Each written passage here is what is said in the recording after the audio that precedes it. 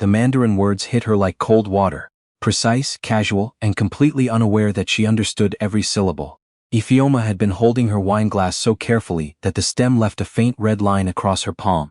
They were sitting in a private dining room at Empress, one of those Vancouver restaurants where the lighting costs more to maintain than most people's monthly rent. Dark walnut paneling, candles that smelled like cedarwood. A window that looked out over Burrard Inlet, where the evening had turned the water the color of pewter. Everything about the room said, "You have arrived, you belong here." She didn't feel like she belonged anywhere near that table anymore. She really has no idea what goes on in the company, her husband, Alistair, said to Mr. Chen across the lacquered table, switching into Mandarin as naturally as breathing. He gestured toward her with a slight tilt of his chin, not even looking at her directly. Just a gesture, like pointing at a painting on a wall. Lovely woman.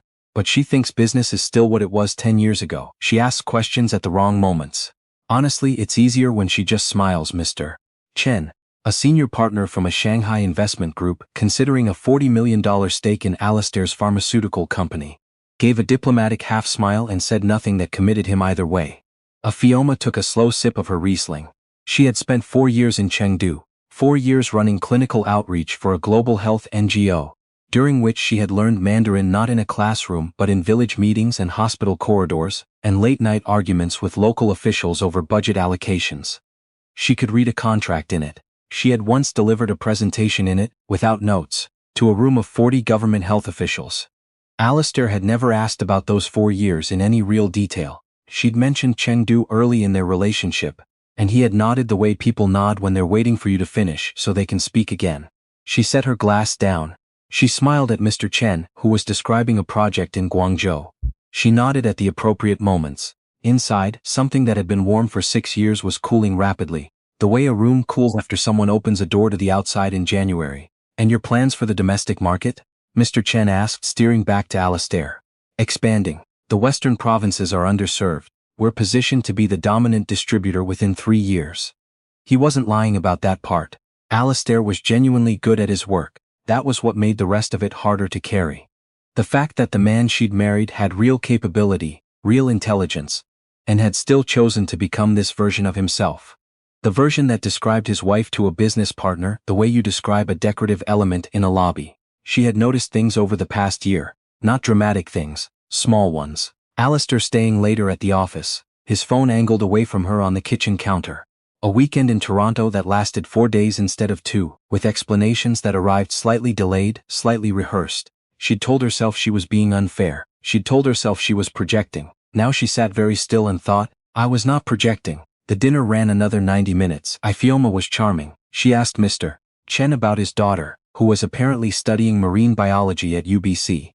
She'd overheard him mention it before the Mandarin switch, and she followed up on it in English with genuine warmth because she was genuinely warm, and that had nothing to do with Alistair.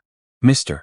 Chen seemed to like her considerably more than Alistair expected, judging by the flicker of mild surprise on Alistair's face when the older man directed his final remarks of the evening largely toward her.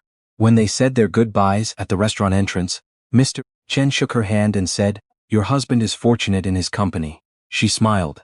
"Thank you. Enjoy the rest of your stay in Vancouver." In the car, Alistair was in a good mood. "That went well, I think." Chen's harder to read than most, but he seemed engaged. "You were good tonight." The bit about his daughter. "Where did you get that from?" "I was paying attention." "Right." He merged onto the Granville Bridge, the city lights stringing themselves along both sides of the water. "I was thinking we could do the house in Tofino next month if you want. Take a few extra days." She looked out the passenger window. "Sure." He didn't notice anything in her voice. He never did. That night, after he fell asleep, she lay in the dark with her eyes open for a very long time. She wasn't crying. She'd cried earlier in the year, quietly, in the parking garage of the Whole Foods on Cambie. After she'd found a receipt for a hotel in the Distillery District, tucked in the inner pocket of a jacket she'd sent to the dry cleaner. She'd stood between her car and a concrete pillar for 10 minutes, and then she'd driven home and made dinner and said nothing. She hadn't known then what she was going to do with what she suspected. Now she did. In the morning she texted her university friend, Odessa, and asked if she had time to meet. Odessa, who had graduated from UBC Law and now worked at a boutique family law firm in Kitsilano, responded within 4 minutes. "Yes, when, where should I bring files?" They met 2 days later at a coffee shop on West 4th, the kind of place with mismatched chairs and a chalkboard menu and enough background noise that a conversation could disappear into it. Odessa arrived in her work clothes, dark blazer, hair pinned up, a flat white already in hand. She took one look at Ifeoma's face and said, "Tell me everything." So Ifeoma did. She told her about the hotel receipt, about the Tokyo conference that had produced no receipts at all, which she'd only noticed because she'd been preparing their tax documents, about the phone angled away, about the restaurant, about the Mandarin. Odessa's expression shifted incrementally, not theatrical, just increasingly precise. By the time Ifeoma finished, her friend's coffee was cold and untouched. "How long have you been married?" 6 years in April. Prenuptial agreement? Yes, his lawyers drafted it. I signed it. Ifeoma paused. I was 29 and I trusted him. The agreement gives me $250,000 in the event of divorce, no claim on the business. And the infidelity clause? Ifeoma looked up. What? Odessa pulled a legal pad from her bag and uncapped a pen. His lawyers drafted it. Was there any clause related to grounds for divorce, specifically adultery? I honestly don't remember. I read it, but I was reading it to understand the asset division, not looking for. Do you have a copy? At home. In the filing cabinet. I need you to photograph every page and send it to me tonight. Also, and I need you to hear me carefully on this, I need you to start documenting everything, not confronting him, not giving any indication anything has changed, just documenting. Dates, times, what he told you, where he actually was. Any financial information you can access within your legal rights as a spouse. Joint accounts, statements. Can you do that? Yes. Odessa finally picked up her coffee, discovered it was cold and set it down again. Ifeoma, has he ever added you to the business in any formal capacity? She thought about it. When he started the company, I helped him. I was doing consultation work then, and I helped him design the community health compliance framework that got him through the Health Canada approval process. I spent probably 6 months on it, unpaid, because we weren't married yet and it felt like our future together. And your name was on any of the documentation? I filed the original compliance report under both names. He said it was to give me credit. Odessa made a note. Her pen moved in short, precise stroke. That might matter. Depending on how it was filed and what capacity you were listed in, there's an argument that your contribution predates the marriage and the prenuptial agreement. It wouldn't be a slam dunk, but it's a thread. How much would a thread like that be worth? Honestly, his company is currently valued at roughly what? The last round put it at $280 million. Odessa looked at her steadily. If the compliance framework was material to the company's foundational licensing, and if it was filed with your name, in a professional capacity, then depending on how a court interprets the contribution, we could be looking at anywhere between 15 and 40 million, on top of what the prenup provides if the adultery clause voids it. The number sat between them on the table. 6 years, Ifeoma said, mostly to herself. It's a lot of years, I know. Odessa reached across and put her hand over her friend's. But listen, we can do this the right way. It's going to take time and it's going to take patience. But I've seen worse situations come out well. Okay. She drove home that evening through the kind of April rain that Vancouver does like nowhere else. Not dramatic, just constant, the city muffled and gray and somehow beautiful anyway. She thought about the 6 years. She thought about the way Alistair had looked at her on their wedding day, like she was something extraordinary. She thought about the moment she'd realized he'd stopped looking at her like that, and how she'd spent another 2 years pretending she hadn't noticed. That night, after he left for his 7 a.m. flight to Calgary the next morning, she opened the filing cabinet. She photographed every page of the prenuptial agreement and sent them to Odessa. Then she photographed every financial statement she could access from their joint accounts, 6 months of them. She made notes of dates, cross-referenced them with what she remembered being told. She went back to the tax documents and found 3 separate travel claims for locations Alistair had mentioned casually as work trips, and yet 2 of them had hotel charges for 2 guests, not 1. She filed everything in a folder under a name that meant nothing to anyone but her, on a cloud account Alistair didn't know existed. She closed the laptop and went to bed. Odessa called 4 days later. There's an adultery clause. It's in Section 9 of the agreement. If the marriage ends due to documented infidelity on his part, the prenuptial agreement is void and you're entitled to full equitable distribution of marital assets. Ifeoma was standing at the kitchen counter, and she put her hand flat on the cool marble and breathed out slowly. He didn't know that was in there, or he assumed you'd never be able to prove it.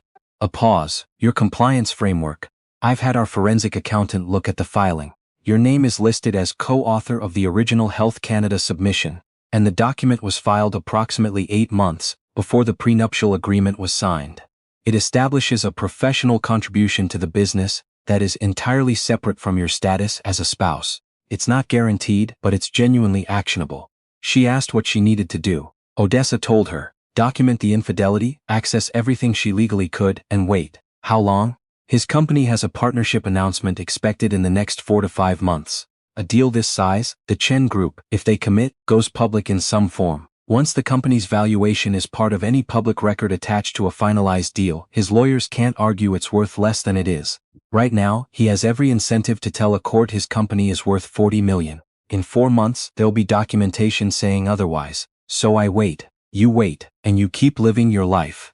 She did. She was very good at it, because she had always been good at the particular skill of being present in a room where she was largely invisible to the person who was supposed to see her best. She kept going to her volunteer work at the community health clinic on Fraser Street, where she'd been helping run a program connecting recent immigrant women with primary care resources.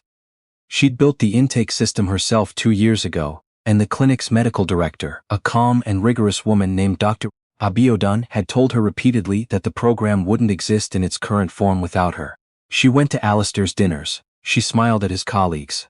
She asked the right questions of the right people and said nothing that gave anything away. She started moving money, slowly, legally. Odessa's contact had walked her through it. Joint account funds she had every right to access, small amounts at regular intervals, categorized as donations, household purchases, contributions to the clinic. Nothing dramatic, nothing that would show up as unusual in a month's review. Alistair transferred money into the joint accounts and rarely looked at how it moved out. He assumed she realized that she used it on the things women like her used it on. In his imagination, this meant clothes, dinners, salon appointments, and the charity work he described to colleagues as her little projects. She had a master's degree in global health policy. She had managed a 12-person team in a low-resource setting in Sichuan province. She spoke 3 languages and read a 4th. He didn't know any of this in any real sense. He knew the facts of it, the way you know a menu item exists. You've seen it listed, but you've never tried it, so it carries no real weight. She found out about the woman in October, about 6 weeks into her quiet gathering of evidence. Her name was Petra. Not Petra from Alistair's office, whom Ifeoma had always vaguely noticed, but a Petra from a different world entirely, a financial consultant in Toronto who appeared in Alistair's email threads as a CC on documents and then, in a separate thread Ifeoma found on his laptop during a moment when he'd left it open in the study, as something else entirely. She photographed the emails. She kept going. She found something else in November that she hadn't been looking for. Alistair had been inflating projected revenue figures in the materials being prepared for the Chen Group's final investment decision. Not dramatically. Not the kind of thing a layperson would catch. But she had spent 4 years reading health sector financial reports, and she knew what overstated growth curves looked like. The projections in the document on his laptop were optimistic in a way that wasn't supported by the trailing data she could see in the joint accounts and the company statements she'd been copying quietly for months. She sent the documents to Odessa with a note. "Is this what I think it is?" Odessa's response came the next morning. "Possibly. I'm referring this to our forensic accountant and a securities contact. Don't do anything. Don't mention it." 2 weeks later, Odessa called. "The projections are materially misleading. It's not criminal on its face. This happens more than it should in private placements. But it's the kind of thing that makes investors very unhappy when they find out. And that makes it leverage. Meaning that when we file, he's going to want to settle. He's not going to want a judge asking questions about what he sent to Mr. Chen." Ifeoma thought about Alistair sitting across the lacquered table at Empress, gesturing toward her like she was a piece of furniture. "Good," she said. December arrived, and with it a charity gala for a children's hospital foundation that Alistair's company sponsored annually. Ifeoma had organized the previous 2 years' events and was nominally still involved in this one, though Alistair had suggested, with practiced casualness, that she didn't need to stress herself with logistics this year. She attended anyway, in a deep burgundy dress that she knew suited her, and spent the evening being precisely who she was: warm, attentive, genuinely funny, someone people moved toward at parties rather than away from. She saw Petra across the room before she saw Alistair. She knew because she'd looked her up. Brown hair, sharp jaw, the kind of posture that comes from always being confident in a room.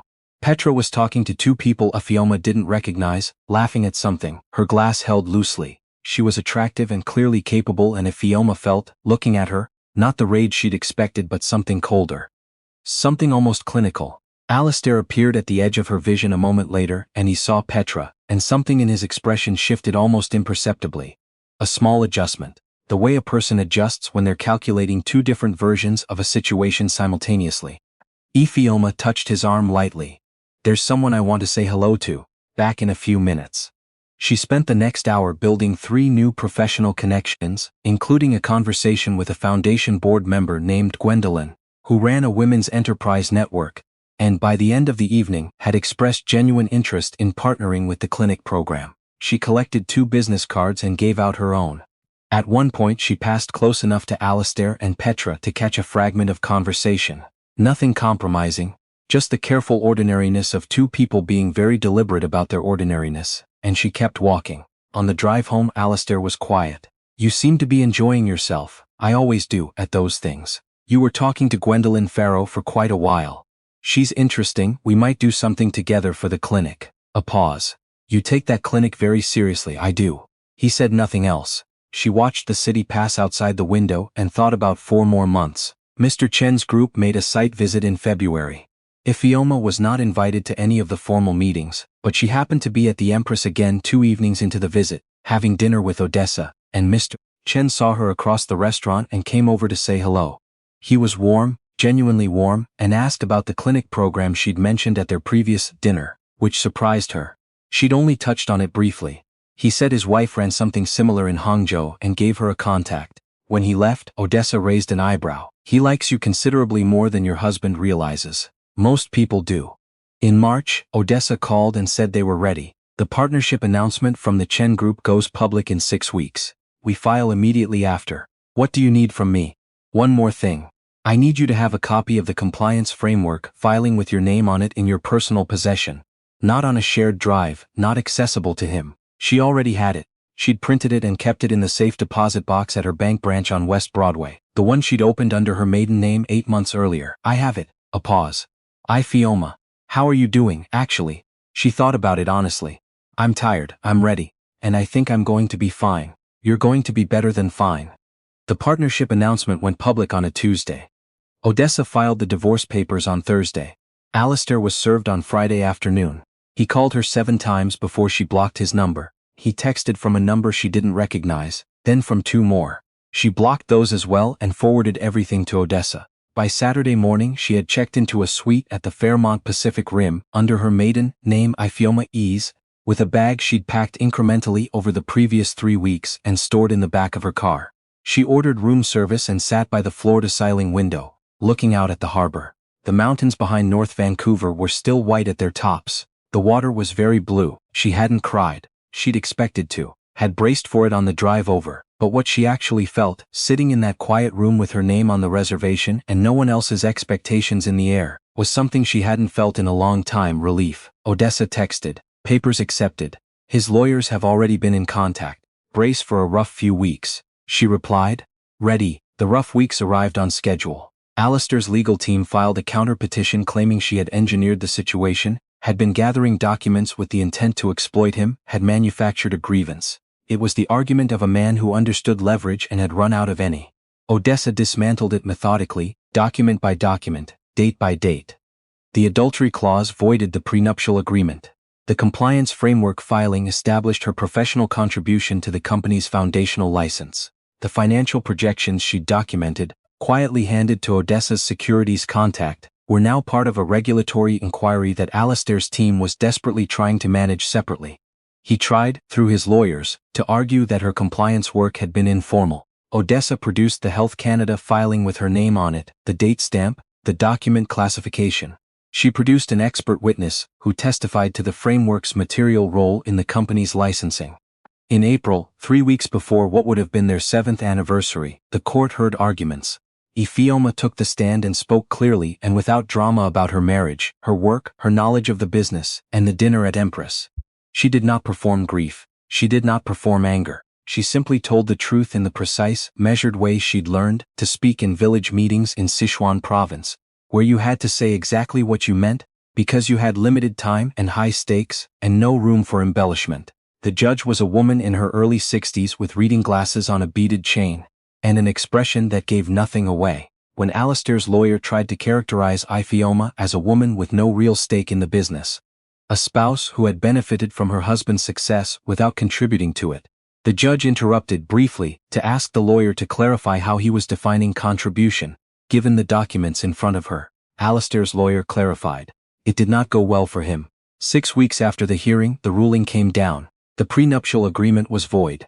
Ifeoma's professional contribution to the licensing framework was recognized as a premarital investment in the company's foundational value. She received her share of marital assets and, separately, a calculated portion of the company's value tied to her original contribution. In total, $38 million, plus equitable division of the properties and accounts acquired during the marriage. She was sitting in Odessa's office when they got the news. Odessa read the ruling, looked up and said, "It's done." Ifeoma nodded. She looked out the window at Kitsilano in the May sunshine, people walking dogs along the seawall, someone on a paddleboard in the distance. She felt the way the air feels after a very long rain has finally stopped. Not euphoric, just clear. "Thank you," she said to Odessa. "Genuinely don't thank me. I just argued the facts. You gave me the facts to argue." She moved into an apartment in the Mount Pleasant neighborhood. A rental to start, something her own, with high ceilings and west-facing windows and a small balcony where she grew tomatoes in pots. She bought the things she actually wanted. A proper desk, bookshelves she built herself on a Sunday afternoon, with a playlist and a cup of tea. A kitchen table with 4 chairs because she planned to have people over. She went back to the clinic. Dr. Abiadun, when she walked in, gave her one look and said, "Good. We need the intake system updated and I want to talk to you about a grant." She updated the intake system. She talked about the grant. The grant came through in the fall and it was enough to expand the program to 2 additional sites. Gwendolyn Farrow, from the gala, followed up in June. They had lunch at a restaurant on Main Street and talked for 3 hours about the Women's Enterprise Ad network and the clinic and several ideas that turned out to fit together in ways neither of them had anticipated. By August, they had signed a partnership agreement. By October, Ifeoma was running financial literacy workshops for newcomer women through the network, teaching budgeting and credit and investment basics. Things she knew, things she had always known, things she had spent 6 years not using in her own life. The workshops filled immediately and had a waiting list within the month. She heard about Alistair occasionally through the particular osmosis of professional networks in a mid-sized city. The regulatory inquiry into the financial projections had resulted in a significant fine, and the unwinding of several terms of the Chen partnership. Mr. Chen's group had ultimately declined to proceed, citing concerns about governance. Alistair had retained his position at the company, but with a board-mandated oversight structure that left him considerably less autonomous than he was accustomed to being. Petra, she heard, had moved back to Toronto. She felt nothing about any of this except a distant factual acknowledgement that actions had produced consequences, as they tend to. In January, almost a year after she'd moved out, she received an email from Mr. Chen. His company was looking for a consultant to advise on their Canadian health sector investments. Someone who understood both the regulatory environment and the cultural dimensions of working across the Canada-China professional context. He had thought of her. She read the email twice, sitting at her good desk with the west-facing window, the January light low and bright over the rooftops. Then she forwarded it to Odessa with no message other than a single question mark. Odessa replied, "Obviously say yes." She said yes. The first project took 4 months. She did the work in the early mornings before clinic hours, in the evenings, on weekends, and she did it well, because she had always worked well when she was working on something that was actually hers. Mr. Chen was precise and fair and treated her knowledge as what it was, expertise. When she delivered the final report, he wrote back, "This is exceptional work. We would like to discuss ongoing engagement." She discussed ongoing engagement. She was not, she thought, a person who needed a tidy conclusion to feel that something had been resolved. She didn't need Alistair humbled in front of her, didn't need to see the look on his face when he understood what he'd lost. She'd had her equivalent of that moment, in the parking garage of Empress, watching him try to reach her through a blocked number, and what she'd felt was mostly the quiet of someone who had already made peace with the next part. What she needed, what she'd needed all along, she understood now, was to remember who she actually was. She'd let 6 years narrow her down to her husband's idea of her, and she'd done it gradually enough that she hadn't noticed until she was sitting in a restaurant listening to him explain her in Mandarin, to a man who was ultimately more impressed by her than by him. The following April, she celebrated 2 things on the same weekend: the anniversary of her move into the Mount Pleasant apartment, and the first formal expansion of the clinic program. Dr. Abiodun hosted a small gathering at the clinic, mostly staff and volunteers, with decent wine and catered food from the Eritrean restaurant on Kingsway that everyone agreed was the best choice in a 5-kilometer radius. Odessa came, Gwendolyn came. Several women from the financial literacy workshops came, some of them now running small businesses of their own, some of them simply showing up because they wanted to, because the community had become something real. At one point in the evening, Ifeoma stood near the window looking out at the street. The city settling into spring, the cherry trees on the block already going, a family walking a large orange dog along the sidewalk, and she thought about Empress, about the wine glass and the Mandarin and the cool, precise moment when she'd understood that her life needed to become something different. She didn't feel grateful for the betrayal. That would be a tidy lie. She felt grateful for herself. For the version of herself that had sat in that restaurant and stayed calm, that had driven to see Odessa, that had photographed every document and waited and planned and refused to be only what someone else had decided she was. Someone touched her shoulder lightly. Odessa, appearing beside her with 2 glasses of wine, thinking heavy thoughts, not really, just looking at the street. Odessa handed her a glass. For what it's worth, that man had no idea who he was married to. Ifeoma accepted the glass and smiled. No, he really didn't. Outside, the cherry blossoms were doing their brief, extravagant thing. The city carried on, indifferent and luminous. She turned back to the room, to her people, to her work, to the life she had built from the ground up on her own terms. And it was enough. It was more than enough. It was everything she had coming.